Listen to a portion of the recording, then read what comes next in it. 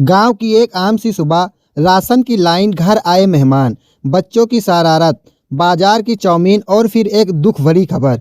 इस ब्लॉग में मैं आप लोगों को वही सब दिखाने वाला हूं।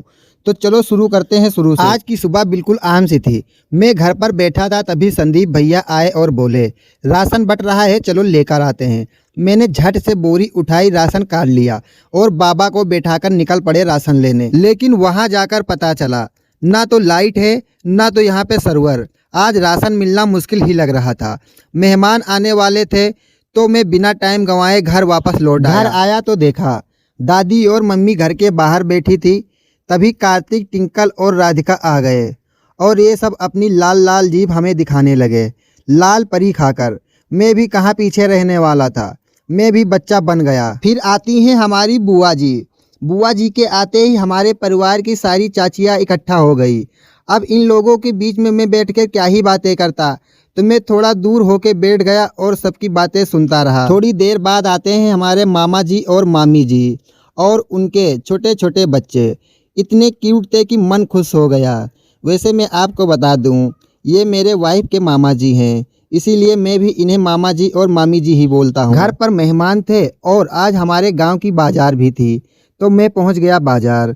अमर भाई की चाउमीन के ठेले से हमने ले ली घर के लिए चाउमीन और मुझे भूख लग गई थी तो मैंने खा ली 10 रुपये की पकौड़ी। घर आया तो सबने मिल बांट के खाया पिया।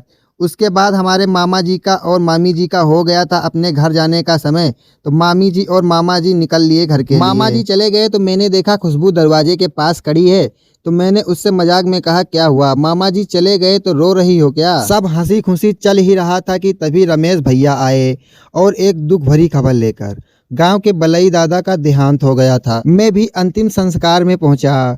वहां पे मोनू भाई, रामू भाई और शिवा और गांव के सारे लोग पहले से ही मौजूद थे। हमने पहुंचकर मिट्टी दी और भारी मन लेकर घर लौट आया। परंपरा के अनुसार जब कोई मिट्टी देकर आता है तो फिर नहाता धोता है। घर आकर नहा धोकर बैठा था कि बबलू भैया आ गए।